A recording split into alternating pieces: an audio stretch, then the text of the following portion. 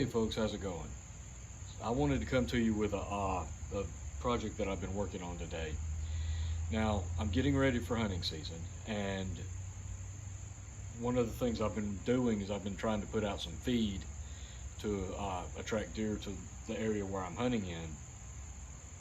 And I'm going to keep doing that up until hunting season starts. But for the past couple of years, I've been using a homemade bump feeder made from a 5-gallon bucket. And for those that don't know, a bump feeder is nothing more than a 5-gallon bucket with a small hole cut in the bottom. You've got a stick that is inserted through that hole with a pin through it or some other mechanism so that it'll swing and can be bumped. And on that stick, there's usually a collar about so far from the bottom of the hole.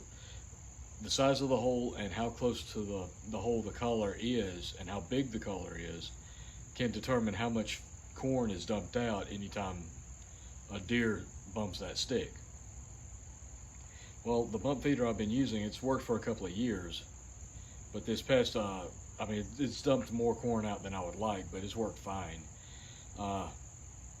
This past week though, I filled the bucket up, and apparently the squirrels, the deer, what have you, they've really figured this thing out.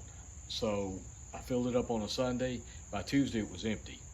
And then I'm not sure what happened, but the stick actually fell out of the bucket. So I decided I needed to either get or make a new feeder. Well,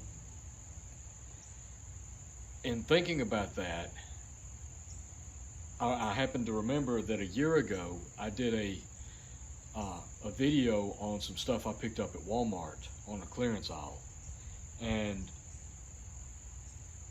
3 items that I picked up were deer feeder motors. 2 of these by Moultrie, and then 1 of the larger wild game feeders that run off of a 6-volt battery. These right here run off of 4 AA batteries. And I did the video at the time because I wanted to have them on hand. They were on clearance, almost 50% off. And I grabbed them while I could because I knew that at some point I would either want to make a deer feeder out of them, or I would use them to do a makeshift automated chicken feeder. So I remembered that I bought these just this morning, or actually yesterday, and I got to thinking about, okay, well, I've got plenty of buckets around here I can take and make a feeder out of. But then I remembered something else. Several years ago, I had one of the Moultrie automated deer feeders that had the metal bucket, and that worked great for a couple of years when I hunted. But then I got some chickens and I moved it to a chicken pen and used it to automate some of the feeding for the chickens there. And after a couple of years, we got rid of the chickens, and I'd forgotten and left that bucket in the pen. Well, that was several years ago, and the pen has since collapsed. The bucket had fallen on the ground and it was starting to rust, but I dug it out, and this originally had the Realtree type camo on it. This is the bucket. It was heavily rusted on the bottom and on the outside, so I just kind of wire brushed all that rust off of it. The bottom actually had rusted through right here. So what I did was I took a 1/2-inch piece of plywood, cut it in a circle, cut a hole in the bottom of the plywood, and then I drilled holes around the edge of the bucket and ran screws into the plywood from the sides. That really reinforced that bottom in that bucket. So now, because it had weakened so much from rust that it wouldn't hold the weight of the corn, now it will. So here's my point. I went and I refinished this using what I had on hand. The bucket out of that chicken pen, some paint I had. It's Krylon Fusion all-in-one matte Spanish moss. That's the color. And then I dug this out of my preps. My whole point was I bought these to put in my preps, and then I completely forgot about them. I completely forgot I had them. And rather than go buy, when I was thinking about it this morning, I remembered this and I thought, why go buy a feeder when I've got this and plenty of buckets around here? And then I remembered this. So this whole setup right here that I've been working on this morning hasn't costed me a dime. The only thing it's going to cost me is the batteries to put in the motor. Now, this bucket's ready to go. I've still got to mount the motor to the bottom down here. But I wanted to show you guys a few things about this motor that I thought were really cool. The motor that was on this bucket originally ran off of a 6-volt battery. And for that, you have to take it out and charge it every so often, or replace it with a fully charged one. Or you can set up a small solar panel and tie it in with alligator clips or something, so that the solar panel maintains the battery in the field. Now this one runs off batteries. Oh, by the way, the wild game feeder that I got, the wild game feeder motor I bought on clearance with these, because I got 2 of these, it also runs off a 6-volt battery. Those things run $15 to $20 a piece. These two, they run off of 4 AA batteries. But one of the things that I found really cool about this was the bottom unscrews. As you can see, you got a bunch of instructions here. It even tells you how to program it and how much feed it dumps out depending on how long the motor spins. But one of the cool features is that little programming screen will flip down.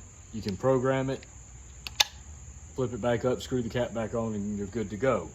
Now, one other interesting feature that I saw on this that I didn't notice when I bought it was, again, like I said, with the wild game feeder motor and then the motor that was on this bucket, the 6-volt battery, I had to wire in a solar panel to keep it charged. This has a solar option on it also. It's hard to see, but inside here there's simply a plug. You can buy a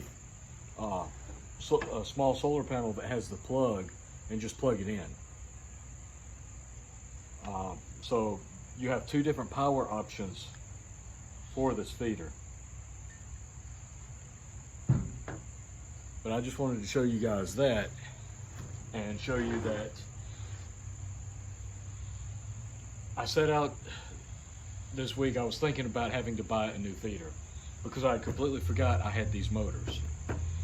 And it just shows you the benefit of when you see things like this on sale and you can afford it and you know at some point you'll use it, go ahead and get it. But don't be like me, don't buy something and then forget you have it, which is exactly what I did. And that's easy to do for preppers who buy so much stuff and stock up on it, but I did. I completely forgot I had this. But the fact that I had them means that I didn't have to go and spend $50, $60, $70 on a new feeder setup. I already have everything I need except the batteries. And it just took a little bit of work, some paint I already had, and this feeder bucket is good to go. So that's just a little project I've been working on today on my day off. It's been really overcast, kind of cool today, so that's been really nice, change from the extreme heat. So this was a great project to be working on today, and it's something that my preps really helped me out with because, like I said, I bought these over a year ago on sale for nearly 50% off. And I will continue to look for deals like this, and so should you. If it's something that you'll most likely use, go for it. But use some caution, folks. Don't just buy stuff randomly and throw it in your preps. I know there's a lot of people that do that. That's probably the fine line between being a prepper and being a hoarder. You should only be buying things that you know you'll use at some point and that will benefit you, as opposed to a hoarder, you know, that collects just about everything, anything and everything, even if it's of no use or value. So this is a perfect example of a prep that I probably wouldn't have bought if I hadn't thought about it. But I do go hunting every now and then. I'm not a big hunter, but I do go hunting every now and then. And I knew that I could use this to either feed deer prior to hunting season, or I could potentially modify this to feed chickens automatically and take that load off of me. It's just one of those things, that prep that's actually paying off now that I bought it. So anyway, I just thought that was a fun little project to work on today. Hunting season's getting close. It's getting to be that time of year soon, and I'm just doing some prep, and I wanted to bring this project to you. Anyway, that's all I've got. I appreciate you guys watching. Like, share, subscribe if you haven't, and as always, folks, stay safe, take care, keep prepping, and until next time, I'll catch you later.